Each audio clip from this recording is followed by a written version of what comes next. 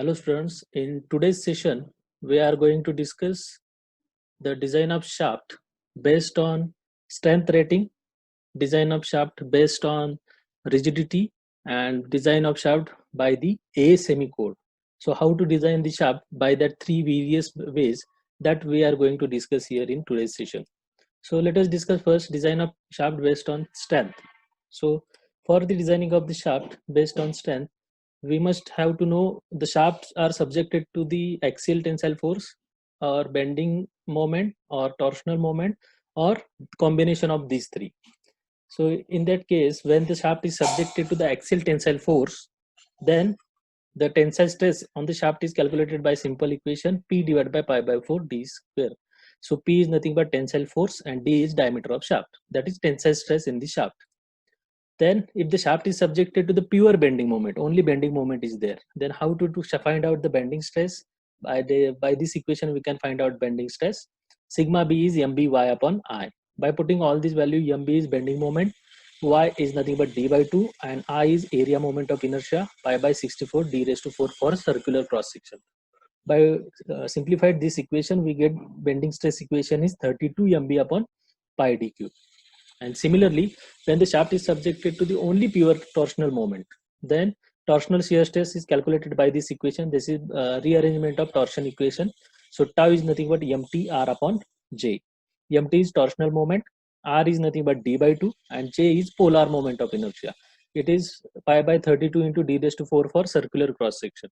So again, rearranging these terms, simplifying these terms, we get torsional shear stress is 16 mt upon pi d cube. So these are simple fundamental equations when the shaft is subjected to the either one of these one of the three stresses. But in majorly application, shaft is subjected to the combined loading. Combined stresses will be developed on that. So in that case, we have to use the Mohr circle to calculate the principal stress in that. So what is the mean by the principal stress? There we have to consider the two cases. If the shaft is subjected to the bending stress as well as axial force, then sigma x is nothing but unidirectional stress. Here you can see this is in the block. Sigma x is nothing but unidirectional stress that can be calculated by sigma t plus sigma b. And if it is only subjected to the bending stress and torsional moment, then it is sigma x is only the sigma b value. Right? So here that is the two cases we can use. But in majorly application, by that considering these two cases, we can find out the principal stresses like this. The principal stress is given by this one. That value comes from this diagram, geometrical relationship built up by there. So this is nothing but the Mohr circle. So sigma 1 value is nothing but principal stress value is nothing but this one, sigma x by 2 plus under root of sigma x by 2 bracket square plus tau square.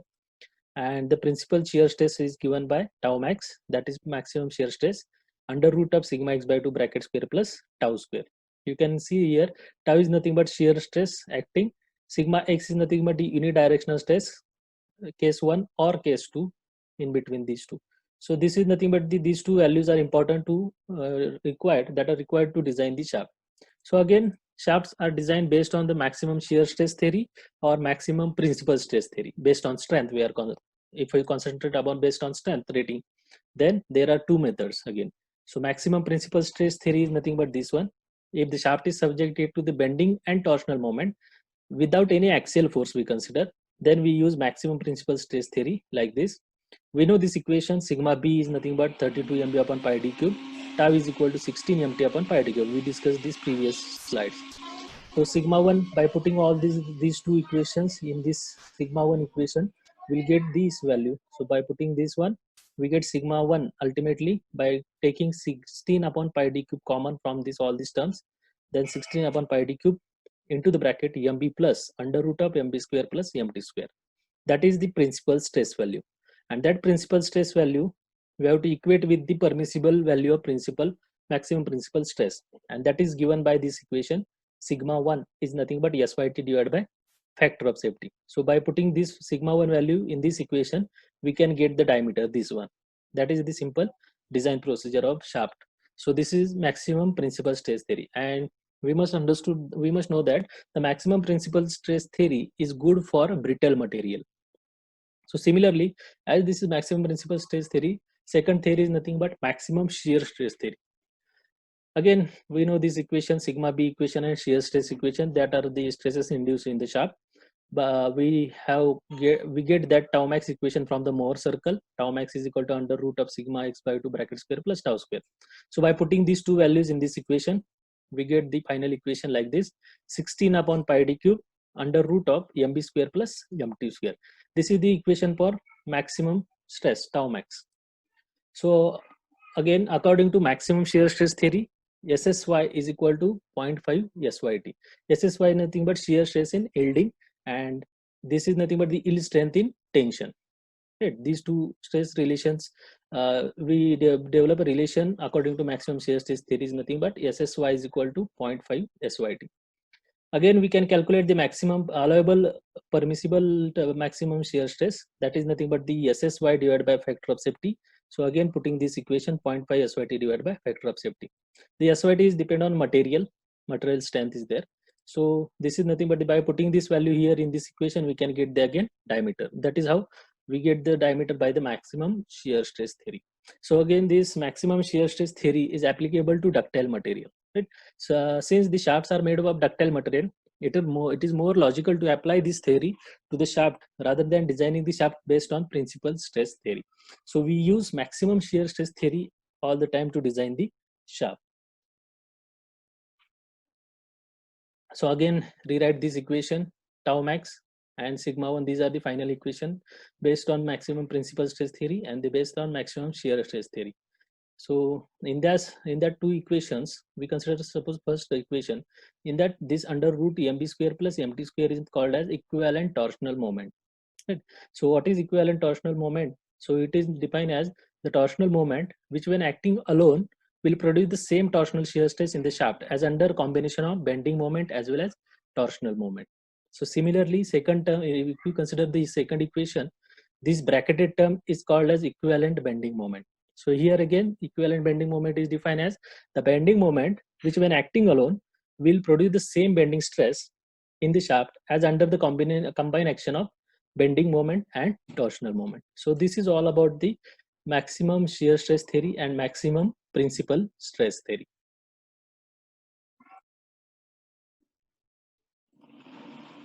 So second category is nothing but shaft design on torsional rigidity basis. So how to design the shaft based on torsional rigidity, that we will discuss here.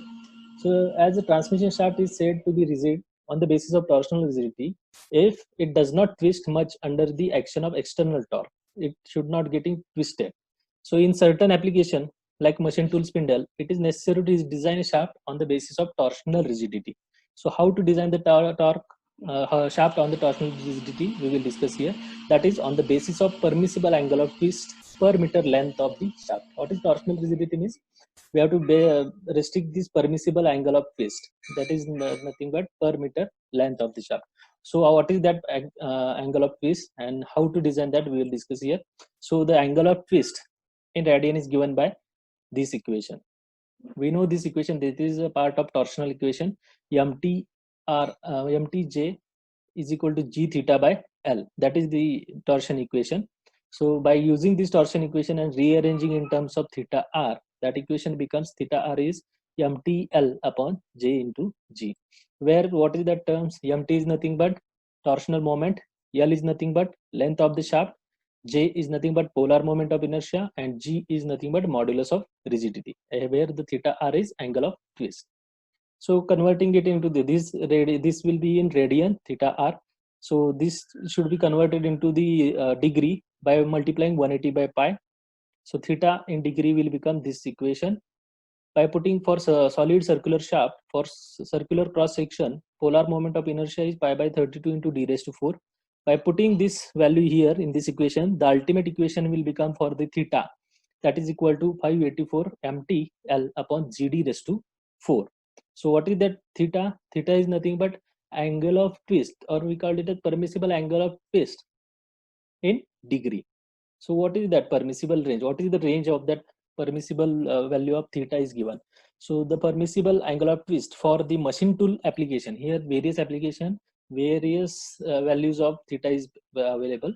So for machine tool spindle application, it is 0.25 degree per meter length. So theta if we are designing the shaft for the machine tool application, then based on the torsional rigidity, then we must use this value that as a permissible value. Means we will put this value in this equation, that 0.25 is equal to theta here, and by putting other values we get the value of diameter d, right? So that is permissible value you have to use here in this equation.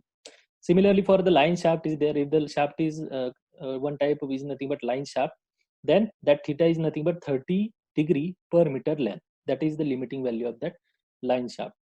So, and the modulus of rigidity for the steel, majorly the material for the shaft is majorly the steel. So for that purpose, modulus of rigidity of steel is nothing but 79,300 Newton per mm square, or that is approximately 80 kilonewton per mm square. So that is how we design the shaft based on torsional rigidity. The third category in the shaft design is design of shaft based on ASME code. ASME is nothing but American Society of Mechanical Engineers. They have decided the codes for shaft design process. So according to this code, the permissible shear stress for the shaft without the keyway is taken as 30% of yield strength in tension, or 18% of ultimate tensile strength of the material, whichever is minimum. Like you can see here, tau max is 0.30 SYT, or tau max is equal to 0.18 SUT, whichever is minimum. Again, this is for when the keyway is not present in the shaft. And when the keyway is present, then again this total stress is reduced by 25%. Means the tau max value is nothing but 0.25 multiplied by this 0.3 SYT, or 0.25 multiplied by 0.18 SUT, whichever is minimum between these two. That we have to take, and that is nothing but the allowable shear stress. When we know the allowable shear stress, then MSM code is based on the maximum shear stress theory of Pilliver. We have to take the same equations as we used in maximum shear stress theory, but there is a little bit difference. That difference we will discuss, and that difference is nothing but this one. In the ASME code, bending and torsional moment are to be multiplied by KB and KT. These are two factors. That bending moment is to be multiplied by KB, and torsional moment is to multiply by KT. This is to account for shock and fatigue load in operating condition. So that is what we will discuss here.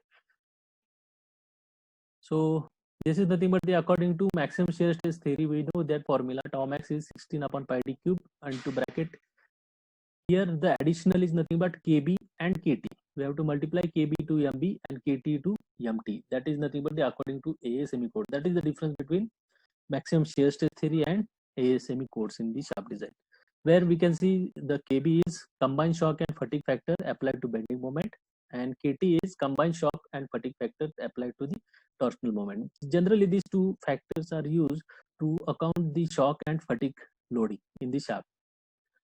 So by that KB and KT by multiplying by these two factors. Again, for the principal stress, we can say sigma 1 is this one. Instead of MB, there is a KB into MB. That is the only change. And instead of KT, MT, there is a KT into MT. The remaining term as it is. So this is design of shaft based on ASME code. So that KB and KT factors, these two factors are to be calculated from this chart. That the values of KB and KT are depend on the application. The load gradually applied, the load suddenly applied, minor shock, and load suddenly applied, heavy shock. Based on that, we can select the value of KB and KT from this equation for tau max and for sigma 1. So again, we will rewrite these two equations, maximum shear stress theory and principal stress theory. So in that first equation, we can see this tau max is this under root of this term, and that term is called as equivalent torsional moment. So under root of KB MB bracket square plus KT MT bracket square. This is equivalent torsional moment. And equivalent torsional moment is defined as the torsional moment which, when acting alone, will produce the same torsional shear stress in the shaft as under combined action of bending as well as torsional moment. Similarly, in the second equation, you can see this bracketed term. That bracketed term is called as equivalent bending moment, and the equivalent bending moment is defined as the bending moment which, when acting alone, will produce the same bending stress in the shaft as under the combined action of bending moment and torsional moment. So that is the complete design procedure for the shaft based on ASME code. Thank you.